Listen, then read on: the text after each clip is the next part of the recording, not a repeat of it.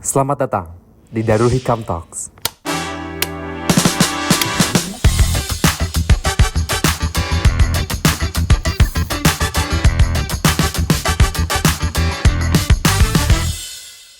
Bismillahirrahmanirrahim. Assalamualaikum warahmatullahi wabarakatuh. Selamat datang di DH Talks part sekian. Hari ini kita kedatangan tamu yang sangat spesial. Setelah kemarin kita membahas tentang dakwah, akhirnya kita kembali membahas tentang pendidikan. Dan bintang tamu hari ini adalah tamu yang sangat spesial sekali. Saya pribadi bahkan ketika menonton atau melihat Instagramnya banyak sekali ilmu yang didapatkan. Apalagi ini sebuah kehormatan bagi saya bisa mengobrol langsung dengan orangnya, yaitu selamat datang Ibu Silvi di MCDH. Bagaimana kabarnya Bu? Alhamdulillah baik. Boleh perkenalan diri dulu, mungkin ada beberapa ayah dan bunda yang belum tahu. Baik, perkenalkan nama saya adalah Sylvia Nur Khalifah SPD, yaitu selaku guru dari Playgroup dan Taman Kanak-Kanak 2 di Darul Hikam. Kalau boleh tahu dari kapan sih Bu di TK Darul Hikam? Di TK Darul Hikam ini saya memulai mengajar di tahun 2017. 2017 berarti udah berapa tahun? 8 tahun. Sudah hampir 8 tahun, betul sekali. Berarti overall gimana Bu menjadi guru TK? Apalagi branding dari Ibu adalah guru TK milenial gitu. Kan banyak stereotip yang mungkin bisa mengarah ke kurang baik mengenai guru PAUD, dan gimana rasanya menjadi guru PAUD selama 8 tahun tersebut? Menjadi guru PAUD milenial gitu Iya. ya, khususnya gitu ya, saya memang mengambil brandingnya itu karena saya ingin mengubah paradigma gitu ya, khususnya di, sebagai seorang guru PAUD gitu ya. Karena guru PAUD ini banyaknya itu yang memang mungkin di masyarakat itu masih dipandang sebagai sesuatu yang kurang sesuai gitu ya, atau masih dipandang bahwasanya guru PAUD ini memiliki sesuatu hal yang kurang sesuai di masyarakat gitu ya, dan kebanyakan itu guru PAUD ya dipandang sebagai hal yang bukan, berbeda halnya dengan profesi-profesi lain seperti dokter gitu ya, kemudian ada profesi TNI dan lain sebagainya gitu. Guru PAUD di sini banyak orang itu mendiskreditkan gitu guru-guru, khususnya di guru PAUD gitu. Maka dengan saya mengambil branding ini gitu ya, sebetulnya saya ingin mengenalkan kepada khalayak ramai gitu ya, bahwasannya sebagai seorang guru gitu ataupun juga, di dunia pendidikan ini bahwasannya dunia pendidikan anak usia dini itu memang sangat penting loh, dan ini bukan tugas sebagai seorang guru yang nantinya kesuksesan itu bisa terjadi, tapi dengan adanya kolaborasi juga bersama orang tua gitu. Jadi testimoni sebagai seorang guru PAUD itu adalah hal yang luar biasa gitu ya, karena di dunia PAUD ini apalagi ketika saya bertemu dengan siswa di dalam kelas, bukan hanya siswa yang belajar gitu ya, tapi tentunya saya yang juga banyak belajar dari siswa dan juga orang tua di sekolah. Oke, keren sekali. Saya juga pernah mendengar Bu, katanya ya 5 tahun pertama dalam kehidupan itu adalah hal yang sangat fundamental sekali bagi kehidupan. Itu benar ya? Ya, betul sekali gitu ya, karena itu memang yang saya rasakan gitu ya, di mana 5 tahun pertama anak itu potensinya itu sangat luar biasa gitu. Bagaimana otak-otak ini terbuka gitu ya, sehingga apapun yang ada di lingkungannya itu sangat mudah sekali diserap oleh anak gitu. Makanya ketika kita memberikan lingkungan yang baik, lingkungan yang mendukung untuk anak-anak gitu, insya Allah nanti proses perkembangan anak-anak juga bisa berkembang dengan optimal. Oke, berarti, bisa dibilang ya salah satu hal yang fundamental dalam hidup adalah 5 tahun pertama kita di dunia gitu ya. Iya, betul. Dan itu membutuhkan berarti sosok guru PAUD gitu, untuk membentuk ke-5 tahun pertama itu. Tapi apakah Ibu juga ingin menjadi guru PAUD? Apakah kayak natural, ya udah kuliah memutuskan untuk menjadi guru PAUD, atau ada insiden tertentu atau seperti apa, Bu? Nah, untuk menjadi guru PAUD ini gitu ya, sebetulnya awalnya ini dari kesalahan gitu ya, Awalnya kesalahan? sebetulnya gitu ya. Karena saat dulu setelah saya lulus SMA gitu ya, menentukan jurusan gitu ya, karena awalnya itu saya menyukai dunia matematika gitu. Awalnya saya memilih jurusan matematika gitu ya, dan juga ada PGSD karena saya pikir di jenjang prodi pendidikan guru sekolah dasar masih ada matematika gitu ya. Nah, ternyata ketika saya memilih jurusan itu, ternyata saya keliru gitu ya, dan PG PAUD ini adalah jurusan yang saya pilih gitu. Tetapi ketika saya keliru, ketika saya memutuskan hal itu, saya menyerahkan semuanya kepada Allah gitu ya, karena mungkin saja itu adalah sebuah hal yang memang takdir terbaik yang telah Allah berikan kepada saya gitu ya. Makanya ketika, oh ternyata di saya menerima surat, SBMPTN waktu itu gitu ya, dan dinyatakan saya lulus di jurusan PG PAUD gitu ya, itu yang, awalnya yang saya merasa bersyukur sekali gitu ya, karena, sebetulnya tujuan awal saya untuk saya bisa kuliah itu bisa tercapai meskipun memang bukan di jurusan saya impikan gitu ya, tetapi ketika saya masuk di, jurusan ini gitu ya, di jurusan PG PAUD itu banyak hal baru gitu ya yang memang saya dapatkan dan juga saya belajar banyak dari hal itu gitu, sehingga pada akhirnya, saya malah mencintai gitu dunia Ya. ini gitu. Sebuah cerita yang menarik ya. No one knows the path you choose until you get your destination gitu ya. Jadi bisa saja kita dalam hidup keliru tapi ternyata itu takdir yang baik buat kita gitu. Tapi ada fokus pengajaran dari Ibu yang biasanya karena yang saya lihat Ibu sering mengkontenkan mengenai Islamic Montessori. Jadi saya penasaran juga terhadap Islamic Montessori itu. Sebenarnya dengan bahasa yang gampang diterima oleh ayah dan bunda, Islamic Montessori itu apa sih, Bu? Kalau Islamic Montessori itu gitu ya, Islamic Montessori ini adalah sebuah pendekatan pembelajaran gitu ya, yang mana mungkin, secara umum kita mengenalnya itu adalah metode Montessori gitu Ya. ya. Tapi Islamic Montessori ini hadir gitu untuk bisa mengkolaborasikan antara metode pembelajaran Montessori dan juga nilai-nilai Islam sehingga nantinya bisa dikembangkan secara bersamaan, seperti Hmm, itu.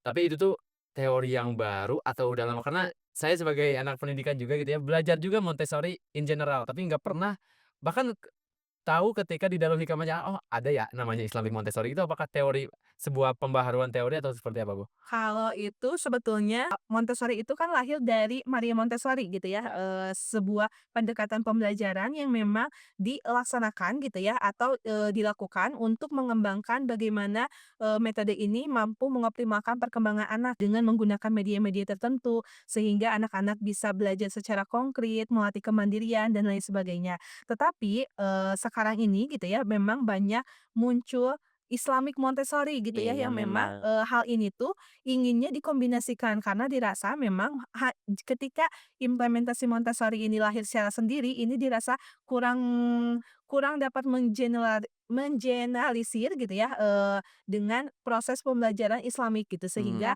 Islamic Montessori ini hadir dengan, pembaharuan-pembaharuan gitu supaya nantinya bukan hanya kemampuan kognitifnya aja, kemandiriannya aja yang dioptimalkan, tapi dengan adanya nilai-nilai Islamik yang dikembangkan ini nanti harapannya bisa mampu mengoptimalkan, bagaimana anak-anak gitu ya atau siswa itu bisa mengenal kecintaan terhadap Allah sambil dia juga bisa memahami dan juga mengoptimalkan perkembangan yang ada dalam dirinya. Berarti, spiritual juga gitu ya.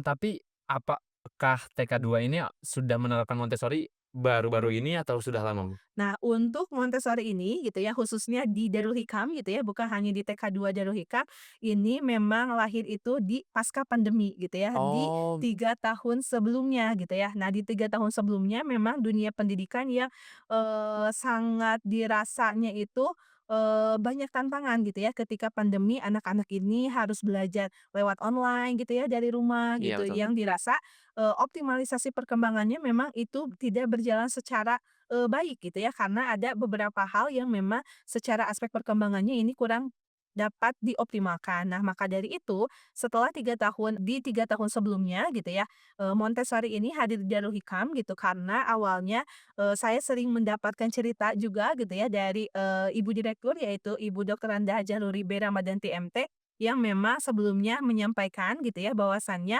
ketua yayasan kita gitu ya atau, Bapak Sodik ini memang sedang mencari, metode gitu yang, dirasa, cocok untuk anak-anak itu seperti apa gitu. Nah setelah, melakukan riset gitu dan lain sebagainya sehingga, Pak Sodik sebagai ketua yayasan ini menentukan bahwasannya, oh dirasa Montessori ini, sesuai gitu ya untuk mengoptimalkan perkembangan anak. Nah, maka dari itu dengan, keinginan Pak Sodik gitu ya untuk mengoptimalkan perkembangan anak dan juga dengan dibantu oleh Ibu Direktur saat itu gitu ya, sehingga Ibu Direktur beserta jajarannya membuat sebuah kebijakan baru untuk dapat memasukkan gitu ya, Montessori itu menjadi tambahan keunggulan yang ada di Darul hmm, Hikam, seperti itu awal mulanya. oke berarti kalau dari segi penerapan sudah dari 2020, cuman secara teknisnya itu, Bu, kan misalnya anak TK itu setiap hari sekolah, Bu. Apakah di setiap hari itu menggunakan pendekatan Montessori atau seperti ada jadwal khusus atau seperti Nah, apa? kalau misalkan untuk Montessori ini gitu ya, dalam proses pembelajarannya memang tidak ada jadwal khusus gitu ya.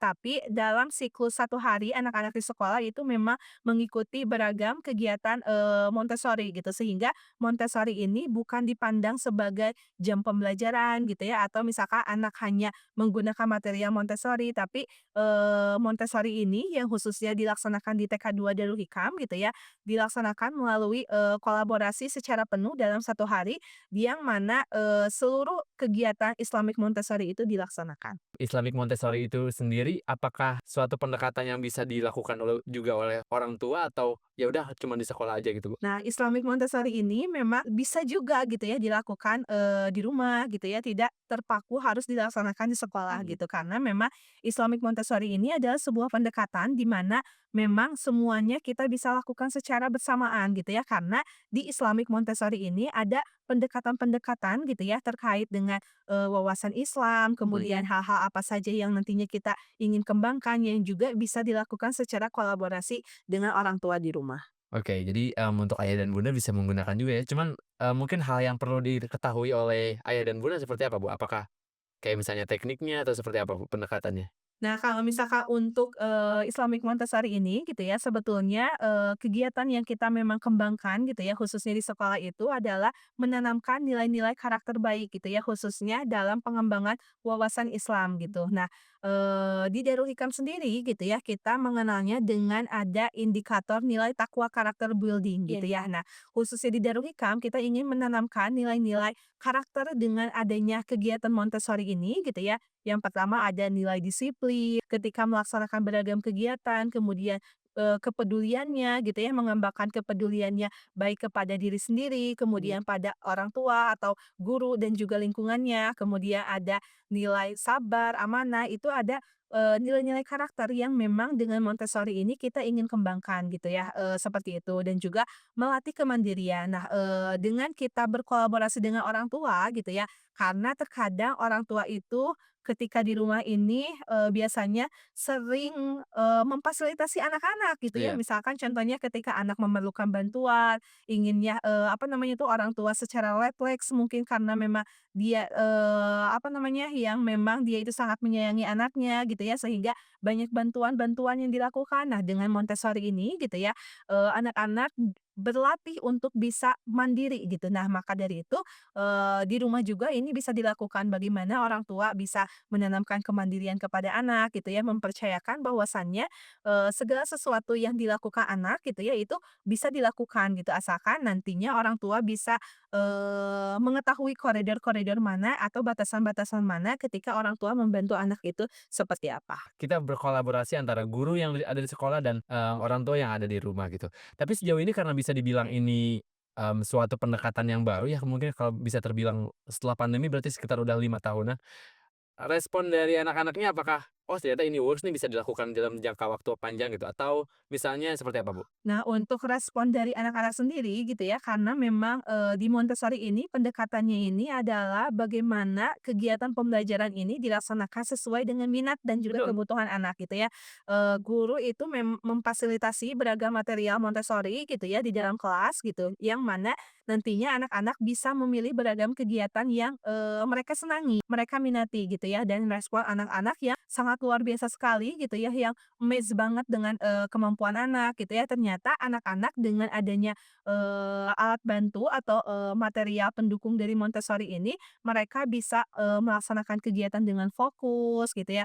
Kemudian melatih kesabaran mereka juga ketika misalkan tuh, oh mereka mau menuangkan air nih ke dalam gelas gitu ya, bagaimana mereka nantinya mereka juga bisa sabar gitu ketika, oh ketika saya terburu-buru nanti airnya akan tumpah dan lain sebagainya gitu, yang mana respon dari anak-anak itu sangat luar biasa sekali gitu ya, yang, anak-anak bisa mengikuti kegiatan dengan, fokus gitu. Terus, anak-anak juga selain, fokus gitu ya, sangat antusias memilih beragam kegiatan gitu ya, atau bahkan ketika waktunya habis gitu ya, mereka ya, "Bu, saya masih mau nih melaksanakan kegiatan Montessori," gitu, dan lain sebagainya gitu. Jadi, respon anak-anak sangat antusias sekali untuk mengikuti kegiatan, apalagi yang mungkin sebelumnya gitu ya, yang memang belum pernah dilakukan, tapi di kegiatan Montessori mereka menemukan banyak hal luar biasa, Jadi mereka bisa jadi nggak sadar kalau lagi belajar gitu, betul betul. jadi lagi main aja gitu. Yang saya bisa simpulkan gitu ya, apakah ini benar atau enggak gitu setelah mendengar penjelasan dari Ibu, karena saya juga bukan dari, guru anak usia dini gitu. Berarti Montessori itu kayak untuk mempelajari sesuai dengan hal-hal yang ada di kehidupan gitu. Kayak misalnya belajar nuangin air, terus ada sikat gigi di kelas Montessori-nya saya lihat. Apakah benar seperti itu, Bu? Betul sekali, karena memang, Montessori ini gitu ya, dipersiapkan untuk, mempersiapkan anak itu memasuki jenjang kehidupan selanjutnya gitu ya. Bagaimana di, Montessori ini ada 5 area gitu ya. Yang pertama ada area practical life gitu ya. Ini adalah mempersiapkan anak-anak untuk mereka bisa survive dengan dirinya sendiri gitu ya. Bagaimana mereka, bisa menuangkan air ke dalam gelas gitu ya, kemudian menyendok biji-bijian, terus membuka gembok dan lain Iya, sebagainya. Itu adalah hal-hal yang mungkin bagi orang dewasa itu sederhana gitu betul ya, betul. tapi bagi anak ini adalah hal luar biasa yang memang perlu kita, optimalkan gitu ya, yang mana kita harus melatih anak-anak agar mereka nantinya siap dan juga mereka bisa survive, bisa mandiri, karena tidak selamanya gitu ya sebagai seorang guru, kemudian orang tua kita senantiasa menemani anak gitu. Kemudian, itu di area practical life. Kemudian untuk di area, selanjutnya, di area yang kedua adalah sensorial gitu ya, Yang bagaimana gimana? anak-anak ini bisa membangun pengetahuannya dari hal-hal yang konkret gitu, mengenal konsep bentuk, kemudian ukuran, terus, mereka juga mengenal panjang pendek, berat ringan gitu. Itu hal-hal yang sederhana gitu ya, yang, secara, sadar gitu ya, bahwasannya dengan kegiatan-kegiatan itu sebetulnya mereka sedang belajar gitu ya, seperti itu. Kemudian di area ketiga juga, anak-anak belajar bagaimana mereka di area language, bagaimana mereka membangun pengetahuannya, kemampuan bahasanya gitu ya, mengenal misalkan ada mengenal beragam benda yang ada di sekitarnya, kemudian nantinya menghubungkan ke, kegiatan-kegiatan membangun kata di area, matematika juga gitu ya, mereka membangun pengetahuan untuk mengenal, konsep-konsep bilangan gitu ya dengan kegiatan yang menyenangkan dan terutama di area yang terakhir gitu ya, yang itu sangat luar biasa sekali karena ternyata di area terakhir ini gitu ya, anak-anak itu, mulai meskipun mereka di anak usia dini, tapi mereka belajar bagaimana history gitu ya, kemudian Hmm. ada, biologi, kemudian, belajar juga terkait dengan tanaman, ada tentang hewan dan lain sebagainya, banyak pengetahuan yang memang bisa dikembangkan dari kegiatan Montessori itu. Nah ini, mungkin kepenasaran saya juga ya, hal-hal tersebut practical sensorial language itu kan lebih ke Montessori-nya. Bagaimana cara menggabungkan dengan Islaminya, Bu? Apakah di penerapan tiap aktivitasnya atau seperti apa? Nah, untuk, Islamicnya sendiri gitu ya, memang Islamic, Montessori ini kita kembangkannya itu di seluruh rules kegiatan, Montessori di sekolah gitu. Bagaimana tadi gitu ya, anak-anak mengenal beragam macam pengetahuan yang mana di setiap harinya kita kolaborasikan dengan nilai-nilai Islami, kemudian karakter, kemudian, ada juga terkait dengan, pengenalan terkait dengan nabi gitu ya, seperti itu gitu, yang mana di kegiatan seharinya kita mulai dari hal-hal yang paling kecil gitu ya, yang kita kenalkan. Misalkan sebagai contohnya di hari itu kita mengenal di, salah satu tema gitu ya atau topik itu mengenal binatang, misalkan binatang ternak gitu. Nah, nilai-nilai Islami yang dikembangkannya itu adalah bagaimana kita mengenalkan terlebih dahulu kepada anak gitu ya, bahwasannya siapa sebetulnya yang menciptakan, binatang Iya. ini gitu ya. Itu hal-hal yang untuk menanamkan ketauhidan kepada anak-anak gitu ya, bagaimana kita menanamkan ketauhidannya, mulai dari tadi, mengenalkan terkait dengan penciptaan, binatang itu siapa yang menciptakannya, yaitu adalah Allah gitu ya. Kemudian bagaimana peran kita terhadap binatang itu seperti apa, oh ternyata kita harus menyayangi binatang gitu ya.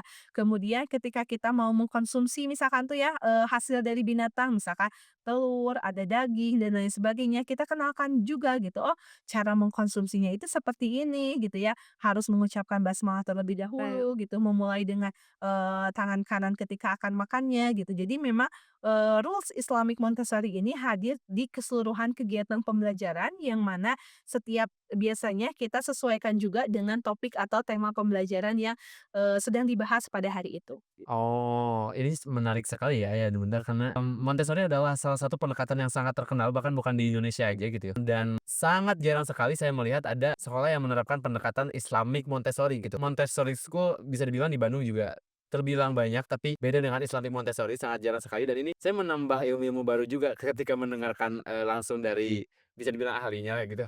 Mmm, tapi Bu, kalau di TK2 itu dibagi per apa ya, umur anak-anaknya gimana, Bu? Nah, kalau misalkan untuk di TK2 sendiri gitu ya, kalau di kelas Montessori itu biasanya memang anak-anak itu digabungkan gitu ya Oh, dari rentang digabungkan. usianya gitu. Tapi kalau misalkan, khususnya di TK2 kita, kelompokkan anak-anak sesuai dengan usianya gitu. Jadi memang tidak ada penggabungan, usia dalam satu kelas. Oh, Jadi, ada perbedaan antara level kelompok playgroup gitu ya, usia 3 sampai 4 tahun, level kelompok A usia 4 sampai 5 tahun, dan level kelompok B di usia 5 sampai 6 tahun. tapi kalau sesuatu tentang Montessori-nya katakanlah di praktikal tadi, boleh sesuai minat mereka, ingin lagi main yang mana gitu? Ya betul, disesuaikan dengan minat mereka gitu ya ketika mereka mau memilih kegiatan, Iya. namun ada beberapa material Montessori juga yang memang, eee, apa, disesuaikan juga dengan, usianya gitu. Jadi memang, seperti itu gitu. Jadi kita sebagai seorang guru gitu ya, sebelum kegiatan pembelajaran biasanya kita menentukan terlebih dahulu gitu ya, mana saja material yang sesuai dengan usianya gitu. Baru nanti ketika kita sudah mengelompokkan gitu ya beragam material, ketika di dalam kelas, anak-anak bisa memilih beragam kegiatan sesuai dengan minatnya.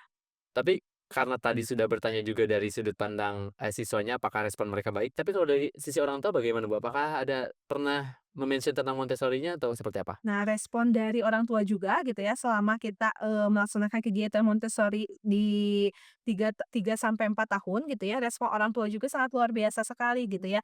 Yang mana biasanya di, momen-momen tertentu kita mengundang orang tua gitu untuk mengikuti kegiatan parent sit in di sekolah gitu ya, mengetahui, sehingga orang tua bisa mengetahui proses pembelajaran di sekolah seperti apa. Dan Mohon maaf, Bu, kalau yang parents it itu sebelum tahun ajaran baru atau di tengah-tengah biasa? Untuk pensil ini itu biasanya dilaksanakan di tengah-tengah gitu Oh, di ya. tengah-tengah, oke. Ya, karena di tahun ajaran baru biasanya kita kenalkan terlebih dahulu gitu ya Oh, kepada orang ya. tua bahwasannya metode pembelajaran yang ada di TK, Darul Hikam gitu ya, khususnya di TK2 itu adalah Islamic Montessori. Kita kenalkan terlebih dahulu seperti apa gitu ya, bagaimana mekanisme pembelajarannya, terus proses orang tua yang bisa dilakukan di rumah seperti apa, supaya nantinya memang ada kolaborasi gitu ya antara Oh, proses gitu. pendidikan di sekolah dan juga proses pendidikan orang tua di rumah gitu. Baru di, pertengahan pembelajaran gitu ya, biasanya kita laksanakan di bulan Februari, itu ada kegiatan parent sit in gitu ya, untuk Oh, orang tua bisa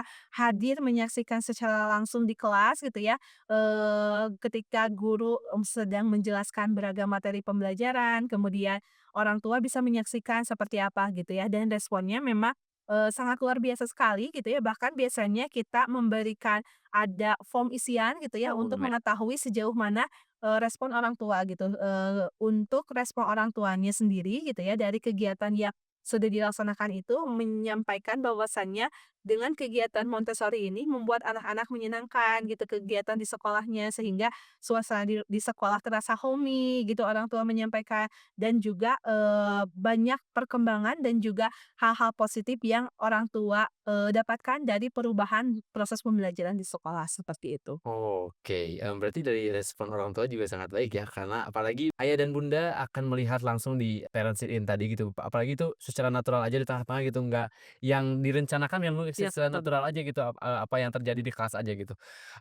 Tapi Bu, dari segi realitanya gitu, apakah ada aja anak yang menolak metode Montessori seperti apakah masih kaget dan lain-lain seperti itu ada? Kalau untuk anak-anak gitu ya, biasanya di 3 bulan pertama itu Nah, adalah hal-hal yang sangat krusial gitu oh ya, ya, khususnya di, jenjang TK gitu ya. Apalagi untuk siswa-siswa baru, mereka belum mengetahui bagaimana mereka mengenal lingkungan yang baru, adaptasinya yang memang masih, agak cukup sulit gitu. Nah, biasanya, hal-hal yang krusial ini terjadi di 3 bulan pertama gitu ya, ketika, kita masuk ke kelas Montessori gitu ya, anak-anak itu kan di material Montessori itu ada barang-barangnya itu yang memang, barang-barang yang sesuai dengan kehidupan kita gitu ya. Misalkan ada gelas gitu, kemudian ada mangkuk gitu ya, dan banyak hal sekali gitu yang mana anak-anak ketika awal itu ya mungkin itu tidak setertib betul betul, seperti yang, saat ini terjadi gitu ya, ketika anak-anak sudah melewati itu biasanya pasti ada juga gitu ya terkait dengan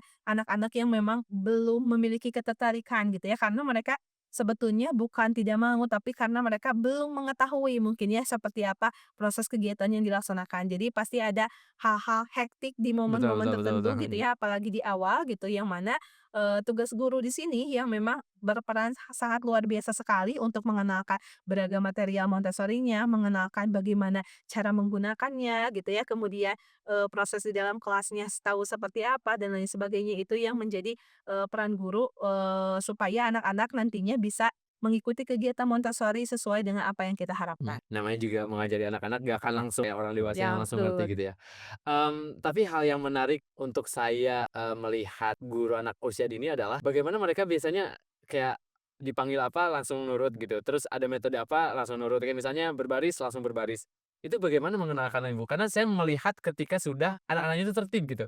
Nah, memulai itu semua gimana, Bu? Untuk memulainya biasanya kita mulai dari pola pembiasaan gitu yang mana itu senantiasa kita lakukan gitu ya, kesepakatan kelas gitu yang kita kenalkan Oh, kepada anak-anak bahwasanya, oh ketika kita akan memulai proses pembelajaran harus, seperti ini gitu ya, ada kesepakatan-kesepakatan kelas. Kemudian, biasanya kalau untuk anak-anak sendiri gitu ya, untuk membangun mood-nya anak-anak iya. biasanya kita suka tambahkan ada ice breaking Oh, gitu iya ya, iya. sehingga anak-anak bisa mengikuti kegiatan-kegiatan yang dilaksanakan gitu. Jadi pola pembiasaan ini yang memang kita lakukan secara terus-menerus gitu ya, sehingga anak-anak pada akhirnya bisa mengikuti beragam kegiatan.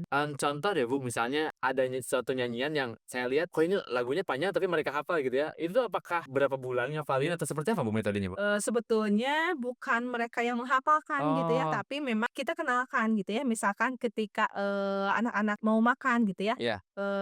anak-anak mau mencuci tangan, biasanya kita, oh ketika anak-anak mau makan, kita mencuci tangan terlebih dahulu, terus ada nyanyian-nyanyian yang memang kita kenalkan gitu, supaya Oh, anak-anak bisa, apa ya, oh ketika saya mau makan, saya tahu, harus seperti apa terlebih dahulu gitu. Ada nyanyian-nyanyian yang memang beragam, beberapa nyanyian gitu yang memang kita kenalkan di setiap harinya gitu, sehingga anak-anak sebetulnya karena mereka sering mendengar gitu ya, iya iya. sehingga pada akhirnya mereka bisa hafal, seperti itu. Oke, jadi nggak secara teknis kayak misalnya Betul, hafalin misalnya, nggak betul gitu ya. Jadi betul. secara natural aja karena setiap hari mendengarkan gitu.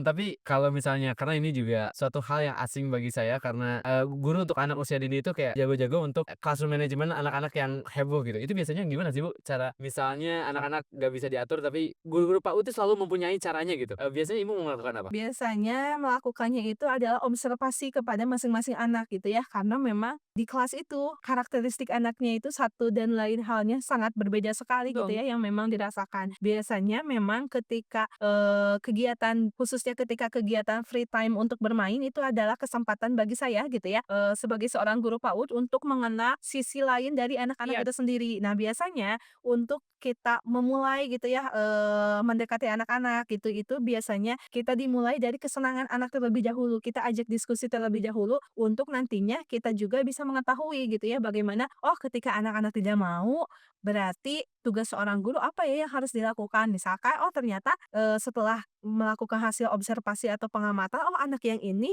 dia sangat menyukai kereta api misalkan, Oh oh kita ya. mulai terlebih dahulu nih dari diskusi-diskusi ringan gitu ya, terkait dengan kesukaan mereka seperti apa, baru nantinya kita, tambahkan informasi-informasi baru bahwasanya, oh, eee, tidak mau berbaris ya misalkan. Kalau misalkan tidak mau berbaris, nanti misalkan tuh ada hal-hal yang kita, apa, motivasi-motivasi positif yang bisa kita sampaikan gitu, Oh seperti itu. iya, katakanlah tiba-tiba kita me-mention kereta api karena Betul tadi suka betul. kereta api, tiba-tiba langsung attention-nya langsung, ngikutin kita gitu. Iya. Itu hal yang menarik sekali sih.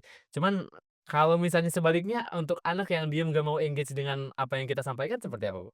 Nah, kalau misalkan untuk anak-anak yang tidak mau gitu Iya. ya, ini juga memang saya, apa, permasalahan tersebut juga ada juga di kelas saya gitu ya, terkait dengan anak-anak yang memang tidak mau mengikuti kegiatan. Nah, biasanya kita dalami terlebih dahulu nih, seperti apa gitu ya, atau biasanya ketika misalkan tuh anak-anak ternyata, oh dia tidak mau berkomunikasi misalkan tuh dengan temannya, dengan guru, biasanya ada peran orang tua juga yang biasanya kita libatkan gitu ya. Oh seperti apa nih di rumahnya, khawatirnya misalkan ada pola asuh atau misalkan ada, ketakutan tersendiri dan lain sebagainya. Sehingga ketika mendapatkan informasi dari Iya. orang tua gitu ya, oh berarti guru juga jadi nantinya mengetahui bagaimana treatment-treatment apa saja yang nantinya bisa dilakukan kepada anak-anak gitu. Biasanya anak-anak yang belum ada engage gitu ya, Iya. itu terjadi karena mereka belum memahami terlebih dahulu gitu ya, atau mereka belum kenal dengan lingkungannya, lingkungan sekolah, ada keraguan, ada ketakutan gitu ya, belum kenal dengan temannya seperti apa. Biasanya memang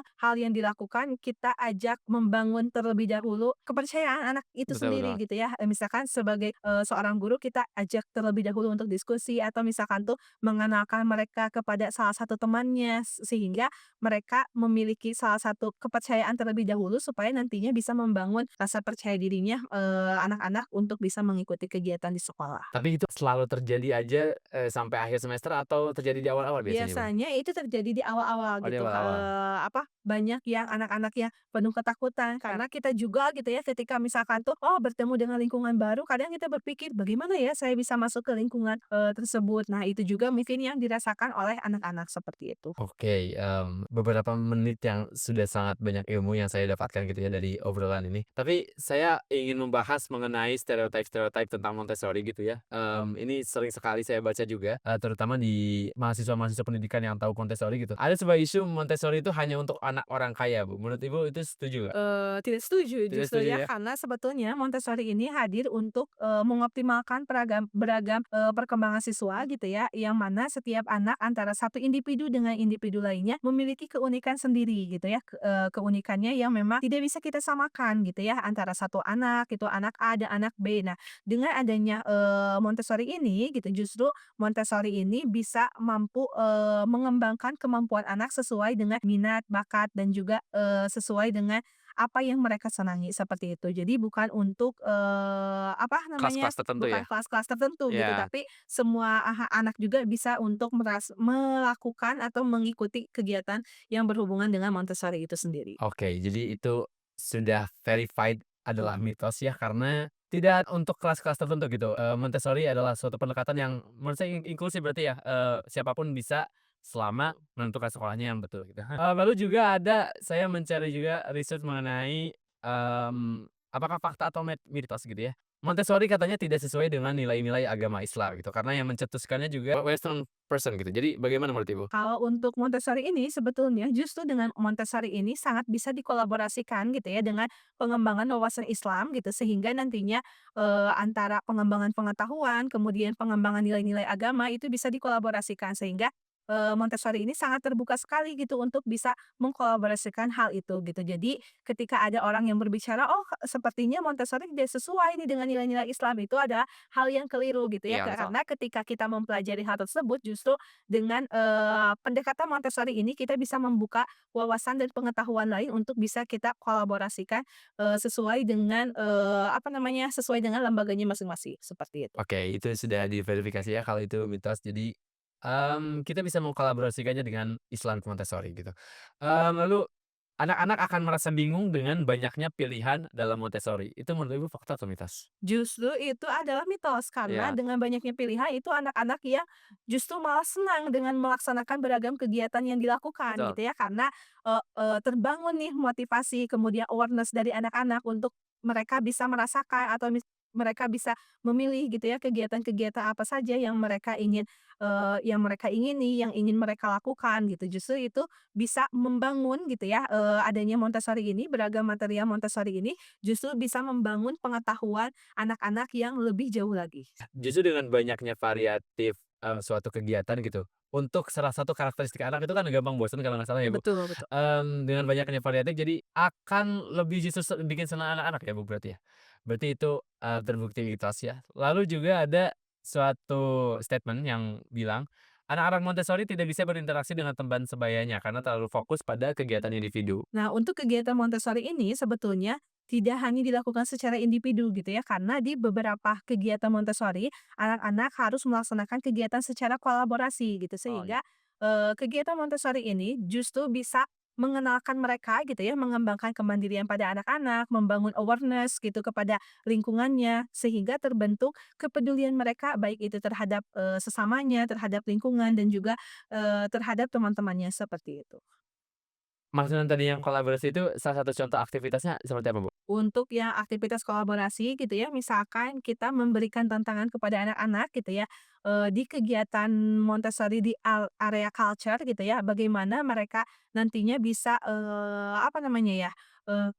mereka mengelompokkan gitu ya, ada binatang-binatang yang termasuk binatang herbivora, karnivora, seperti Iya, itu gitu. Jadi mereka berkolaborasi bersama gitu ya, untuk bisa mengelompokkan itu atau ada juga beberapa kegiatan yang, apa namanya, bisa membangun kerjasama pada mereka. Misalkan, oh ternyata kita mau menggabungkan nih material pink tower dan juga knob silinder gitu ya, anak-anak nanti bisa membuat sebuah, karya baru dengan menggunakan material itu. Jadi ada kegiatan-kegiatan yang memang bisa kita, bangun kolaborasi anak-anak gitu, bukan hanya anak-anak berkegiatan sendiri, tapi memang untuk practical life biasanya mereka melakukannya secara mandiri. Karena memang kegiatan yang dilaksanakan di practical life itu adalah persiapan bagi dirinya sendiri, bagaimana anak-anak bisa menyisir rambut gitu ya, kemudian menggosok gigi dan lain sebagainya gitu. Jadi bukan hanya individu, tapi kita juga ada kegiatan-kegiatan yang bisa mengkolaborasikan sehingga bisa membangun kepedulian anak-anak juga. Oke, jadi itu mitos ya karena banyak variatif sekali kegiatan Montessori itu ya, terutama Islamic Montessori, bahkan dari sections-nya ada berapa section tadi? Practical, Practical sensorial, life, sensorial, language, math language, and culture. math and culture. Jadi dari section-nya aja udah banyak, dari satu section itu banyak sekali kegiatannya gitu ya. Lalu ada juga statement yang mengatakan bahwa Montessori itu hanya menggunakan alat khusus yang mahal dan sulit ditemukan. Nah, beberapa material Montessori memang, Montessori ini memang mengharuskan gitu ya menggunakan material-material tertentu, tapi sebetulnya beragam material itu kita bisa buat sendiri gitu ya, yang disesuaikan juga sesuai dengan kebutuhan. Karena tujuan dari Montessori itu adalah bukan anak-anak bisa menggunakan material, tapi bagaimana anak-anak bisa mengetahui bener. esensi dari tujuan pembelajaran yang dilaksanakan gitu. Jadi, sebetulnya fokusnya nanti kita bisa kepada tujuan pembelajaran apa yang ingin kita kembangkan gitu ya. Misalkan contohnya, oh di Montessori itu kita ingin mengenal, urutan gitu ya dari yang paling besar ke yang paling kecil dengan menggunakan, pink tower gitu ya. Nah dengan, hal-hal sederhana sebetulnya kita bisa lakukan juga gitu ya. Misalkan dengan menggunakan botol-botol bekas gitu ya, mengurutkan ukuran dari terbesar Ya. ke yang paling kecil gitu. Jadi yang harus kita lihat adalah tujuan pembelajarannya seperti apa yang ingin kita kembangkan. Oke, jadi saya bisa simpulkan adalah esensinya itu untuk mempelajari apa sih gitu, bukan simbol bentuknya seperti apa gitu. Cuman ada beberapa tadi kata Ibu juga, mengharuskan gitu untuk yang agak mahal dikit gitu. Yang terakhir itu adalah metode Montessori tidak efektif untuk anak-anak yang sulit duduk tenang atau hiperaktif atau kayak kinesthetic learner ya yang suka gerak. Apakah itu benar, Bu? Justru dengan Montessori ini bisa memfasilitasi anak-anak gitu ya, bagi anak-anak yang kinestetik gitu ya, terus, senang akan kegiatan-kegiatan yang memerlukan aktivitas fisik gitu ya, karena di Montessori juga anak-anak tidak hanya duduk diam gitu ya, anak-anak bisa mengekspor kegiatan, mulai dari mereka berjalan untuk mengambil material Betul. gitu ya. Justru dengan adanya, anak-anak yang, seperti itu, anak-anak yang aktif gitu, dengan Montessori ini membuat anak-anak tersebut bisa menjadi lebih fokus gitu, karena bisa membangun ketelitian anak-anak, bagaimana anak-anak bisa menyendok gitu ya, objek dari satu mangkuk ke mangkuk yang lain dengan fokus, tidak terjatuh dan lain sebagainya. Justru dengan Montessori ini membantu anak-anak untuk bisa, fokus dan juga memfasilitasi gitu ya, terkait dengan, tadi gitu ya, gaya belajar anak-anak yang memang berbeda. Oke, menarik sekali ya. Jadi itu beberapa fakta atau mitos mengenai Islamic Montessori yang tersebar itu beneran ada yang bilang gitu. Jadi saya ingin menanyakan langsung ke salah satu ahlinya gitu ya. Jadi saya bisa simpulkan dari Islamic Montessori adalah suatu pendekatan yang ini mungkin bisa salah ya Bu, tolong koreksi kalau misalnya salah. Yang intinya untuk mempersiapkan anak-anak ke dunia nyata gitu. Entah itu belajar sikat gigi atau yang saya lihat terus juga belajar untuk menuangkan air ke cangkir seperti itu. Hal-hal seperti itu yang sangat variatif sekali yang bisa dibagi untuk beberapa, section seperti, tadi sensorial, practical, math and culture, language. Language, betul. Oke, jadi itu, ya benar sangat menarik sekali saya banyak mendapatkan ilmu hari ini. Mengenai branding personal Ibu sebagai guru milenial saya juga penasaran juga gitu ya. Sangat jarang sekali untuk sekarang guru-guru yang berkonten, apalagi yang seniat Ibu gitu ya.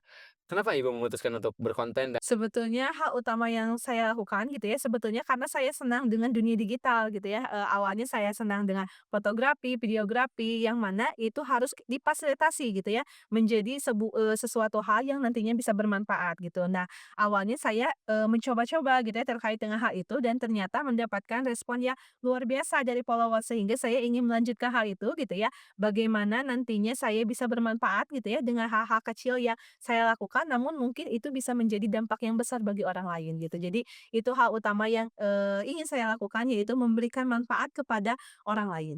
Oke, kalau dari benefitnya Bu selain materi ya, kayak misalnya apa yang Ibu dapat setelah Ibu memutuskan untuk berkonten selain menjadi guru gitu? Kalau untuk hal-hal yang didapatkan gitu ya, yang pertama mungkin ada respon positif dari orang lain gitu ya, yang merasa bahwasanya, "Oh ternyata saya juga bisa bermanfaat di dunia sekitar, saya," gitu ya, di dunia tempat saya bekerja juga gitu, seperti itu. Kemudian dengan saya terlibat aktif juga di konten-konten gitu, ini, menjadikan saya mendapatkan beberapa undangan gitu ya, untuk bisa, menjadi narasumber pada kegiatan-kegiatan nasional gitu ya, terkait dengan pelatihan-pelatihan khususnya untuk guru PAUD atau ada pengawas dan juga mahasiswa-mahasiswa, PAUD itu sendiri. Oke, ada suatu kayak semacam pesan untuk guru-guru yang masih malu berkonten nggak?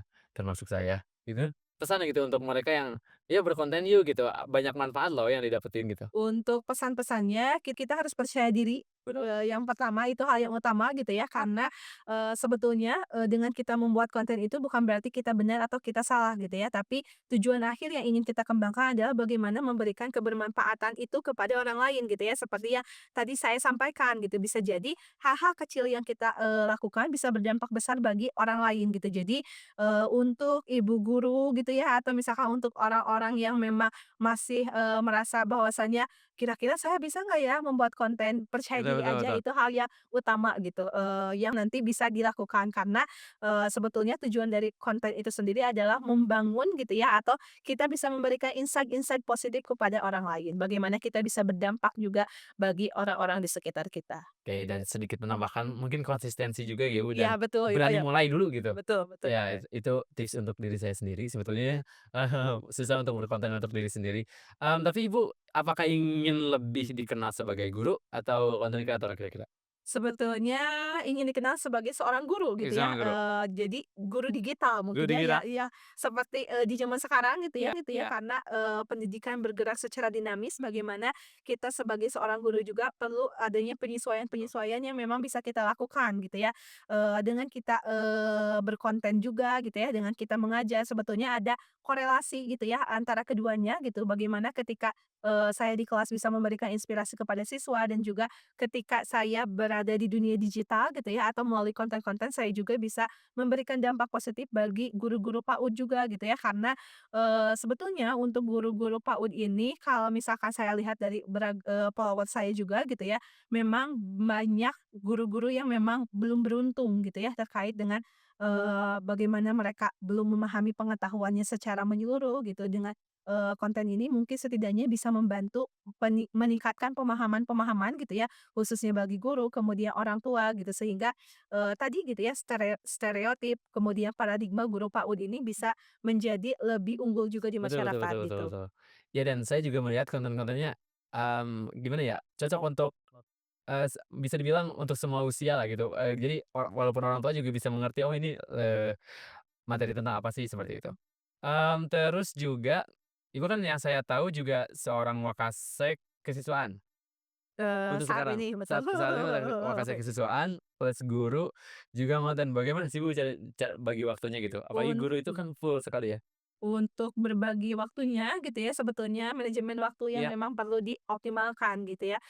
Sebetulnya konten-konten yang hadir di, media sosial saya gitu ya, sebetulnya itu adalah kegiatan-kegiatan yang dilaksanakan oleh siswa di sekolah gitu ya. Jadi sebetulnya tujuan utamanya itu bukan untuk mengonten, tapi untuk mendokumentasikan bagaimana beragam pencapaian anak Betul gitu betul ya, betul. di sekolah.